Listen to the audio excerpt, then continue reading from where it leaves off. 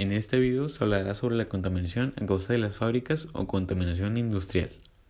En representación y colaboración del equipo 8 del grupo 207 abordaré este tema.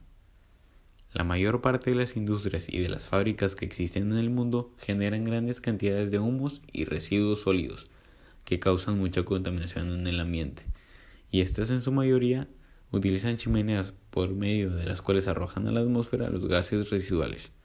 Últimamente se han logrado fabricar para estas chimeneas algunos dispositivos o filtros que sirven para evitar la contaminación y que detienen la mayor parte de los productos contaminantes y los reciclan para ser utilizados nuevamente en la producción de otros productos.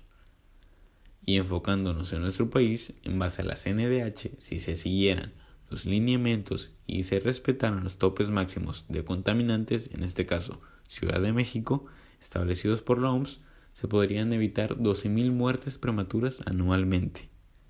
Los datos del Instituto Nacional de Salud Pública elevan el intervalo de 13 a 20.000 muertes, todo por el exceso de partículas finas. Con cifras del 2006, en la zona metropolitana y alrededores, 284 días del año, la cantidad de ozono en el ambiente sobrepasó los límites establecidos, lo que equivale a 77% de todo el año. El problema no se limita a la región. Guadalajara sobrepasó los límites en 68 días y Monterrey en 14.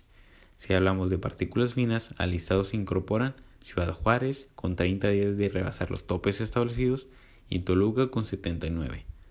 Lo peor, la CNDH asegura que los niveles de contaminación no han disminuido considerablemente de 2016 a la fecha. La CNDH llama la atención de que hay un gran número de ciudades que no están generando información suficiente para monitorear la calidad de su aire. Las peores punteadas son Tijuana, Chihuahua, Torreón, Colima, Ciudad Madero, Nuevo Laredo, Guerrero, Chiapas, Oaxaca y Yucatán. No solo es que se genere poca información, sino que se han detectado estaciones que se dedican a la medición de la calidad del aire que no funcionan correctamente. La CNDH hace énfasis en el tema de la contaminación fuera de la capital del país, lo que agrava la presencia de gasolina sin regulación de etanol. En 2016, la Comisión Reguladora de Energía publicó en el Diario Oficial de la Federación una norma por la cual se comenzó con la regulación del aditivo.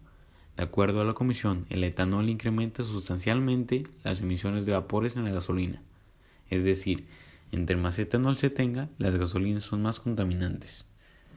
En la Ciudad de México, el aforo vehicular es uno de los peores agravantes de la calidad del aire. La recomendación de la CNDH recolecta datos arrojados por una consulta global, en donde se determina que en Ciudad de México los traslados en automóvil son 66% más largos de lo habitual.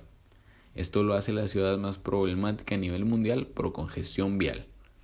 El aumento de partículas finas muy por encima de los límites es un dato revelador sobre nuestro uso intensivo del automóvil. El límite de finas partículas de 2.5 micrómetros es de 10 partes por millón, de acuerdo a la OMS. El mismo límite es de 12 partes por millón según la norma oficial mexicana, pero las concentraciones anuales ascienden a 68 partes por millón en la capital del país. Sobre las estaciones que se dedican a medir esas partículas, de las 33 disponibles, solo una cumplió con los estándares de la norma vigente. De acuerdo al Instituto Nacional de Ecología y Cambio Climático, si hablamos de las medidas que se han puesto en marcha para solucionar de fondo el problema de la contaminación, no han funcionado, y esto se debe a que la mayoría de ellas han sido acciones paliativas y aisladas que, lejos de beneficiar o corregir la situación, solo afectan a la población en diferentes formas. Programas como el de Hoy no circula constituyen medidas reactivas que muestran una intención por solucionar el problema, pero solo de forma temporal. Se enfocan en corregir o reducir los niveles de contaminación por 1 o 2 días, sin trabajar en un plan permanente. En ese sentido, es urgente reaclarar la necesidad de implementar una estrategia preventiva y funcional que ataque el problema desde sus orígenes. De lo contrario, el tema seguirá siendo tratado con medidas paliativas sin buenos resultados. El desarrollo de esquemas para reducir los niveles de contaminación es una tarea que compete a jugadores de diversos sectores de la sociedad, el gubernamental, el empresarial y sobre todo el ciudadano. Desde el gobierno, una de las tareas principales es regular y no solo contabilizar las emisiones contaminantes. Se debe solicitar a las empresas acciones claras para mitigar sus impactos ambientales. De igual forma, las autoridades deben desarrollar un sistema de transporte mucho más eficiente y adecuado para desincentivar el uso del automóvil, así como en iniciativas que permitan descentralizar la mayor de su operación, fuera de la capital del país.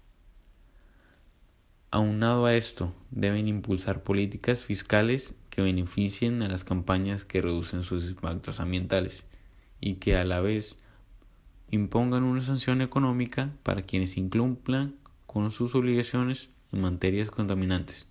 Por otro lado, desde la iniciativa privada, en primer lugar, y cualquiera que sea la industria a la que pertenece, se debe realizar un análisis a conciencia que permita detectar las áreas en las que se genera una mayor contaminación ambiental e integralmente establecer los procesos necesarios para poder reducirla o mitigarla. Se trata de hacerse responsable y definir cuál es la materialidad ambiental de la organización, que consiste en conocer cuáles son sus impactos ambientales y cómo se enfoca en trabajar en ellos. Las empresas deben tener en claro que estas estrategias no solo les permitirán reducir las emisiones, sino sus costos de operación. Finalmente, desde la cancha del ciudadano, que constituye la base de la pirámide de acción, lo importante es reflexionar sobre las acciones que se realizará de forma personal para reducir el número de emisiones que genera. No debemos olvidar que la sustentabilidad de un país depende de la sustentabilidad de su gente. Un país no puede ser sustentable si su gente no es sustentable, así como una empresa no puede ser sustentable si sus colaboradores no son sustentables. La base de todo cambio se encuentra entonces en el comportamiento de la gente, en empezar por uno mismo.